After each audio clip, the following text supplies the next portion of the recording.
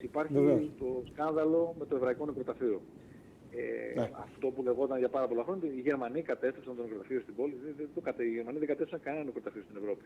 Αν πάει κάποιος στην Πράγα, ας πούμε, θα το δει, θα το καταλάβει. Είναι η καταστροφή του Εβραϊκού Νεκροταφείου, που είναι μοναδικό φαινόμενο σε όλη την Ευρώπη. Διότι αν πάτε στη Γερμανία θα δείτε ότι όλα τα εβραϊκά νεκροταφεία, και εκεί που δεν υπάρχει κανένας Εβραίος, τα εβραϊκά νεκροταφεία είναι άθικτα. Εν τούτη, στη Θεσσαλονίκη έγινε το μοναδικό εκείνο έγκλημα με την ανοχή, αν όχι την προτροπή ηθινόντων της τοπικής κοινωνίας, της πλήρους καταστροφής του Εβραϊκού Νεκροταφείου.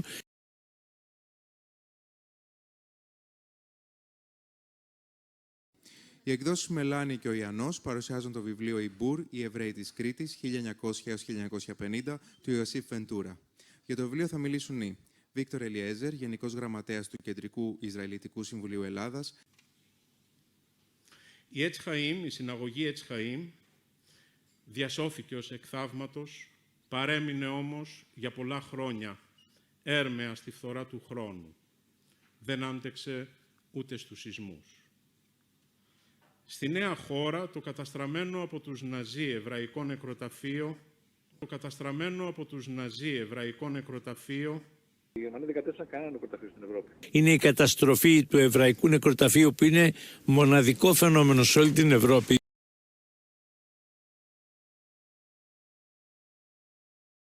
Κατά τη διάρκεια του πολέμου το πειράξαν οι Γερμανοί, το νεκροταφείο. Το καταστρέψαν τις τείχους.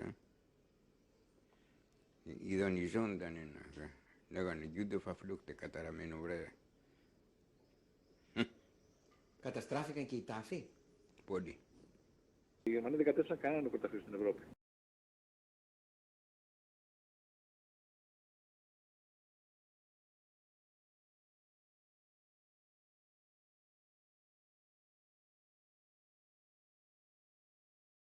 Είναι η καταστροφή του Εβραϊκού Νεκροταφείου, που είναι μοναδικό φαινόμενο σε όλη την Ευρώπη. Διότι αν πάτε στη Γερμανία θα δείτε ότι όλα τα εβραϊκά νεκροταφεία, και εκεί που δεν υπάρχει κανένας Εβραίος, τα εβραϊκά νεκροταφεία είναι άθικτα.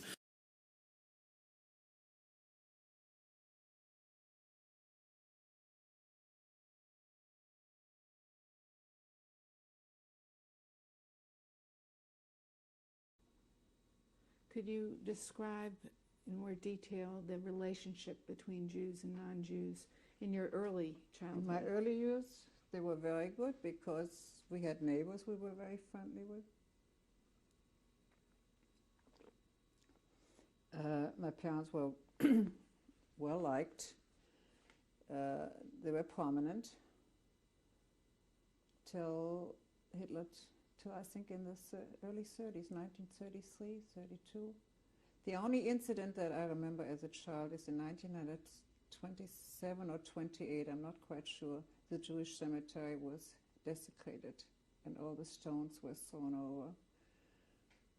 And I think this was the first time that I was made aware of that there was anti-Semitism. What did your parents tell you about that incident? Very little. We were not taught much at all. But you found out and you talked. And then my father went and took the grave of his parents and had cement laid down so that this incident couldn't happen again. And then later on during the war, the Germans did the same thing. They used the stones to pave streets and sell the stones for buildings. So the cement didn't do much. Και αν πάτε στη Γερμανία θα δείτε ότι όλα τα εβραϊκά νεκροταφεία, και εκεί που δεν υπάρχει κανένας Εβραίος, τα εβραϊκά νεκροταφεία είναι άθικτα.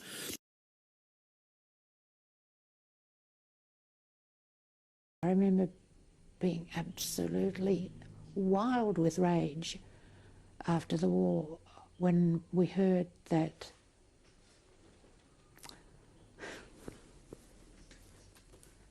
my father's grave had been vandalised. The Jewish cemetery,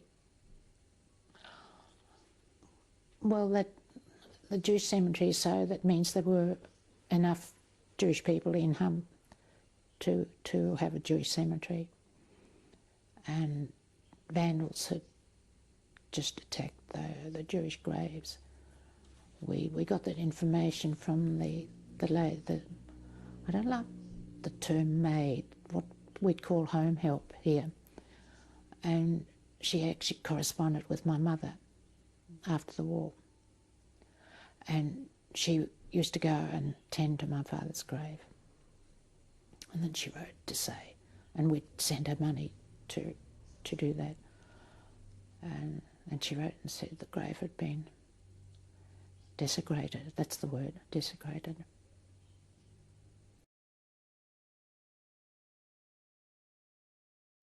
So once you crossed the Saar River, you were in Germany and you were moving forward.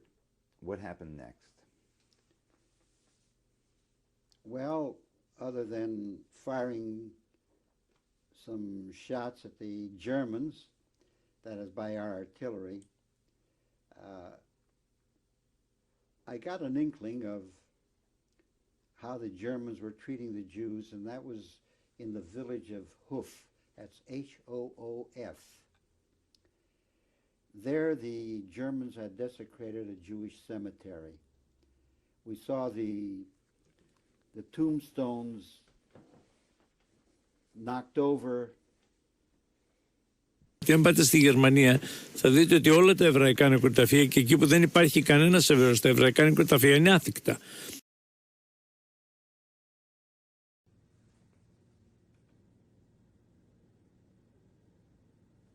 The date is May 28, 1998, the survival.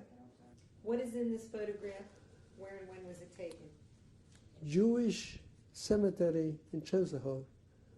It was taken after the war.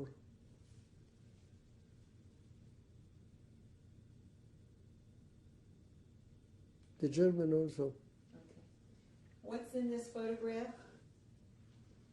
Cemetery in Czestochow, destroyed by the German, helped by the Poles.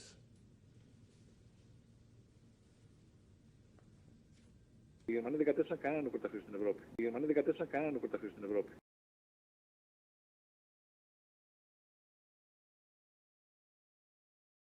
I was in this airfield there in the camp. My father was in the other camp.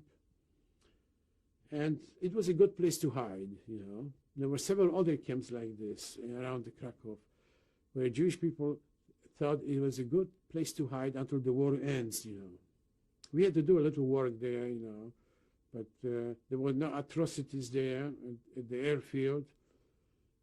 And we were treated fairly decently there, you know. Of course, there was not enough food, but we were able to get more food by being in contact with the Polish civilians working there. And this was going on until July 1943, when the situation in the east, on the Eastern Front, was growing worse, and the Soviets were pushing the Germans out of Russia, and then on the outskirts of Poland, they decided to consolidate all the small camps for security reasons into the large camp, and this is where they took us, all the Jewish people from Plaszow, from the airfield into Plaszow. The ghetto in Krakow did not exist for 3 months already. The ghetto in Krakow was liquidated by March 1943. I wanted to ask you, were you aware while you were in Krakow, or in Krakow or in the airfield about Schindler at all?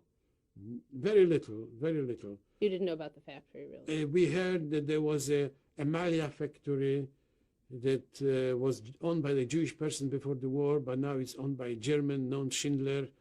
And that's all we knew, that Schindler was, we only knew in hush-hush that Schindler was a person that the Jews could do business with. He was a German, but in hush-hush we knew that Jews could do business with him. So in the ghetto, the large last liquidation of the ghetto, where were you? I was at the airfield, in the camp at the airfield, in the Flugplatz. So you were safe? Yes, yes. I escaped the atrocity and the liquidation of the ghetto, yes, yes. But in July, the first week in July 1943, they began to bring all those small camps into Plaszow, because Plaszow was a very large camp. It was constructed at the right on the Jewish cemetery. It was a new Jewish cemetery because the old one was already overcrowded. And it was almost on the outskirts of Krakow. in a hilly area with hills. And the people who were there incarcerated before I arrived there, it was their task to remove all the tombstones the Jews erected over the graves of their departed relatives. And they used those tombstones to pave the road there in the camp. Now, when I arrived there in July, the camp was already functioning. We were leveling a big mountain, leveling. There were hundreds and hundreds of graves on that mountain. This was the old cemetery where they were not using it anymore. We were breaking up the tombstones. The girls were sitting on the roads in big rows, and we were bringing over big pieces of rocks to them, and they were breaking them up into gravel for the roads. What type of rocks? What type of rocks? The tombstones. We were breaking up the tombstones into pieces and bringing over to the girls where they were sitting alongside the road with hammers and making gravel. And so when suddenly they decided to level this ground, to level that mountain. The reason for that, to open each grave. And every grave was opened, the skull, the jawbones with the gold teeth were there. Every grave had gold teeth. They were maybe 50, 60 years old, but they had the gold teeth. So we took off the gold teeth and put it in a bucket, and the skull and the jawbones were rolling down the hill when we were filling the ground. Who was buried in the graves? Who was buried in the graves? The people. This was an old cemetery from Krakow. There were rabbis. There were rich people there because, according to the tombstones, there were tombstones, marble tombstones imported from Switzerland before the war. Not everybody could do that. Huge, beautiful monuments, and this was there in that old cemetery. That old cemetery was completely leveled and taking out the teeth. Every evening we had a full bucket full of teeth that one man couldn't even lift it. We had to make two people. This was very heavy.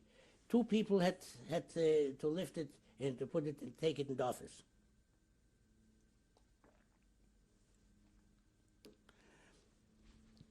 And so this ground was leveled, and we have finished this job. We have half a cemetery was removed, the gold teeth. And everybody had it. Everybody. Only some of them where you could see a girl because the hair were left in young teeth.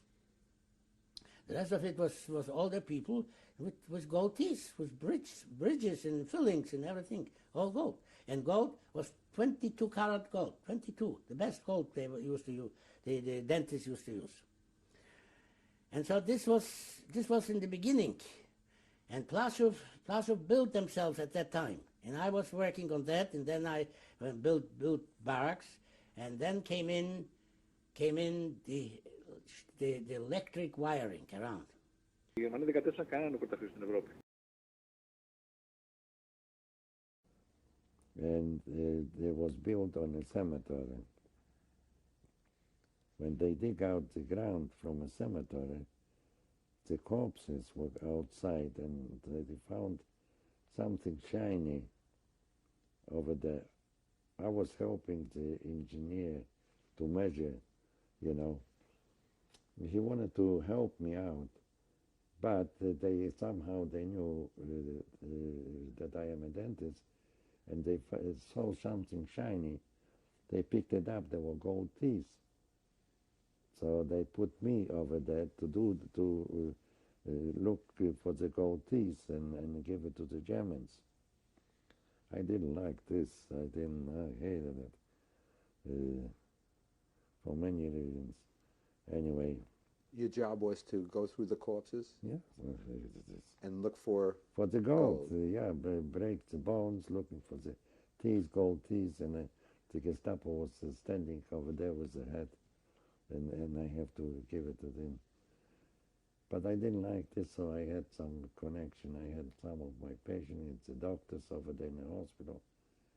So I was transferred to a little factory, a cable factory.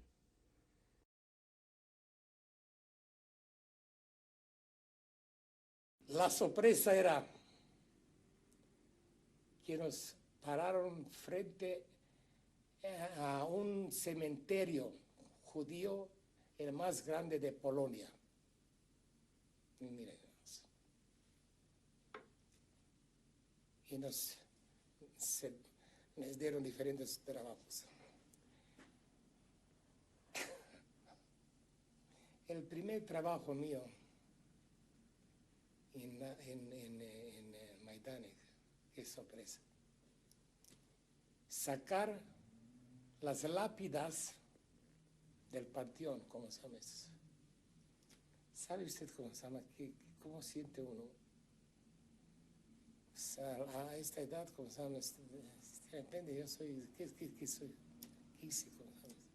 Sacar las lápidas.